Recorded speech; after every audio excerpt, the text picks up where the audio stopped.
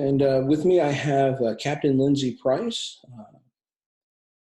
Captain Price, if you would, tell us a little bit about your experience and what it is you do. Okay, well, I went to SUNY Maritime, graduated in 2007 with my third mate unlimited license and a degree in marine environmental sciences. I moved to Houston, Texas right after graduation, and I started working on harbor tugs. And I've been working on harbor tugs ever since. I was the first female officer employed at the company. I was the first female promoted to captain, and now I'm one of the senior captains at the company. I help with training. I'm a designated examiner. I help bring out new vessels and new construction. So that's, yeah, captain, ship assist captain in Houston, Texas. Outstanding. It's great. That's great. So now in Houston, there's these rumors of this game that ships will play.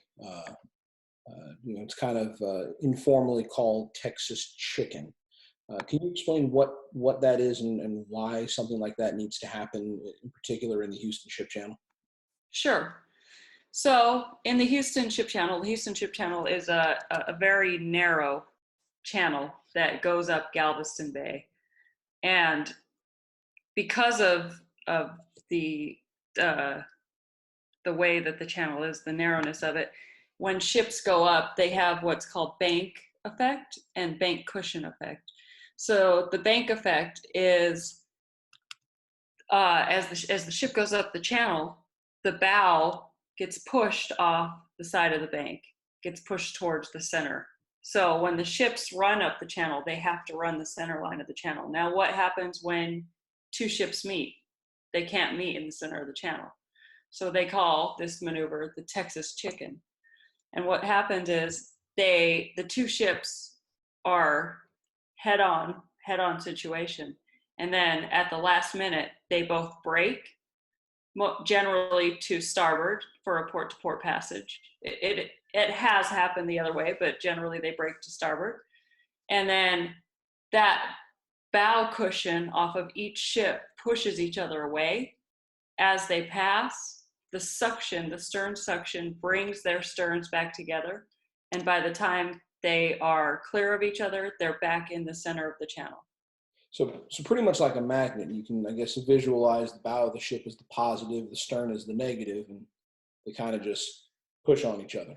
Correct. And because of the shallowness of the Houston Ship Channel and the muddy bottom that we have, that also is pushing. So you have two effects. You have the effect of the channel, and then you have the effect of the other ship, which is why the other ship has to break to starboard as well, so that they push each other away from each other, and then that magnet brings them back together in the center of the channel.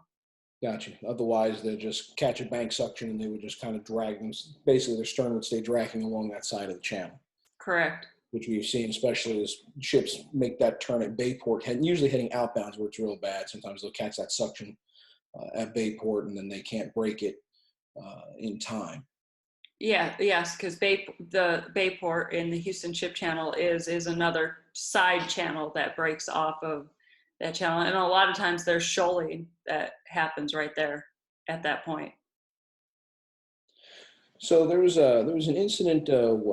2015? Oh, was it 15? Okay, 2015 with the involving the Carla Maersk and the Conti Perdit. Conti Perdit, just south of Morgan's Point. Correct. Yeah, just south of Morgan's Point. So these vessels one was outbound. The Parity, I believe, was outbound, and they were traveling in reduced visibility. Now, when both pilots boarded these ships, it was not reduced visibility, because in the Houston Ship Channel, when it's foggy, they generally close the channel. But if you're on a ship that's already underway, there's not really much that you can do. They have to bring it out to sea or bring it to its berth. So these ships started when it was clear. But in Houston, the fog comes in quick. And that's what happened here. So they were outbound and had already met 2 ships in the upper Houston Ship Channel by Baytown. No problems.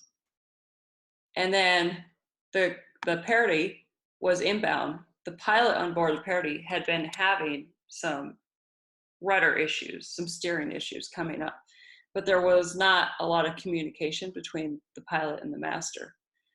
Well, as the visibility started to reduce and as he kept meeting more and more ships, they got to a point around Morgan's Point where these 2 ships were going to meet, and the rudder failed on the Conti, and the result was the collision of the Carlamesk and the Conti, because he was not able to gain control of his bulker. So what happened was a huge collision that caused $8.2 million of damage in the ships. Yeah, if I remember correctly, the Carla was struck on her port side as she was starting to make her maneuver.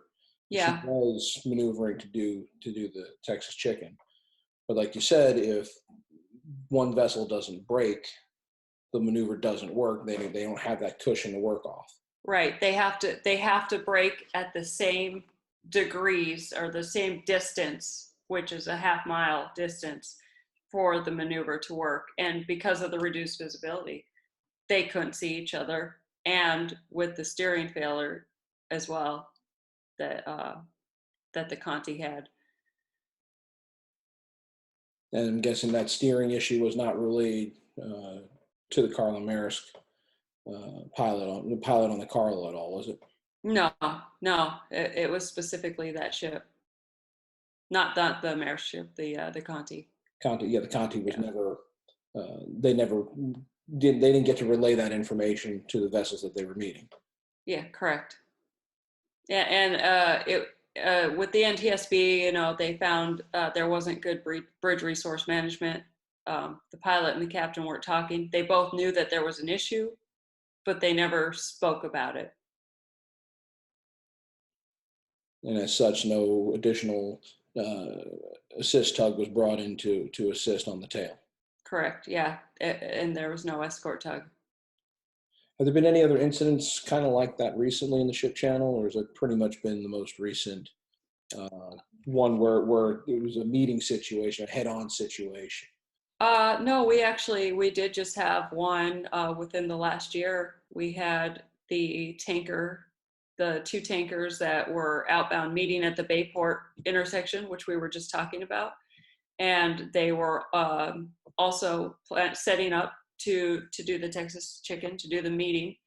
And the one tanker that was outbound hit a shearer on the bank and bounced off of it into a barge that was actually headed inbound and split the barge in half. I believe it was doubled up barge, wasn't it? Yeah, it was 2 barges doubled up. Yeah. And from what reports are, from what I've heard, is that the pilot on the ship had actually asked him to make the maneuver to see him on the 2 whistle side.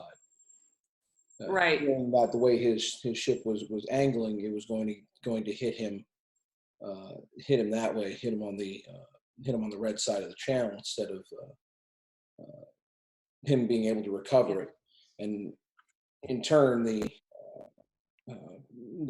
tow went to at the pilot's request, began to try to maneuver and dive for the other side of the channel, so the green side. Right, because that ship had hit that buildup at the Bayport flare, bounced off and went directly towards the tow. Yeah, and hit him. And what most people don't realize is that in the Houston Ship Channel, if you run the ship channel a lot, you'll know this, but for those who don't, we have the main part of the center part of the channel, but then on either side, there are 2 barge lanes. That's, the water is much more shallow. It's usually, I think the controlling depth is usually about 15 feet. Yeah. Mm-hmm. And had he just stayed where he was, the odds of that ship getting to him were almost slim to nil.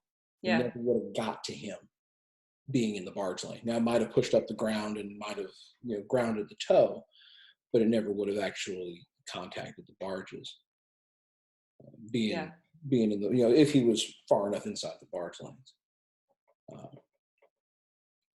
so these bank suctions and all these cushions and these forces, these interaction forces, basically, not only enable this maneuver, but it can be, it can cause a vessel to not be able to maintain proper steerage with that bank as they catch that bank suction. Oh yeah, absolutely. They as soon as they bounce off the bank, I mean, they pretty much have zero steering. And if unfortunately something, a ship or a barge or, a shrimp boat or whatever it might be, happens to be on the other side, I mean, we've seen what happens. Yeah, we had a near miss a couple months ago, inbound. My pilot, I was just almost down. My deckhand pounds on the door, says, "Hey, he needs you upstairs now." So I run upstairs, and we're coming up on Bosco, and we've got this outbound ship that says that he is having steering issues. He's pretty much lost his maneuverability, and is begging for us to dive over to the other side. Now we're strung out, making good time. We got a flood tide helping us out, and then that's what was good, was we were inbound with a flood tide. Mm-hmm. So the outbound ship had that tide slowing him down a little bit, and he had at least one harbor tug that was racing down there like 12 or 13 miles an hour, just hauling it to get to him in time. My pilot, was relatively new, and we, good thing I got up there, let him stay in the chair, and I just kind of talked him through it, and we dove as hard over as we could to the green side, which worked out great. Got over there, hugged Bosco tight, came around him, and off we went. I mean, we didn't need to get off the red side, but the way the ship felt it was going, and up there are no barge lanes at that point. Once you get above, once you get pretty much above Bayport, the barge lanes themselves kind of start going away. And of course, above Morgan's Point, there is none. And so he felt that our safest spot for everything was if we could get over there in time, was going to be the other side. And we were able to get over there plenty of time, and we tucked away.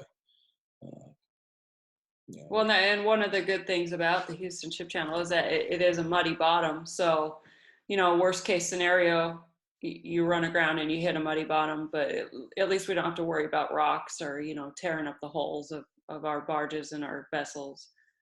So, all right. Well, I appreciate you coming on. This has definitely been a great experience. I think we're going to try to get you on a little later on, in the series if possible. I know that we're going to be bringing some other folks on as time goes on with doing these types of discussions. And we appreciate all the time you've taken. Be safe out there. And again, thanks for coming out. Yes, thanks. Thank you. It was very fun.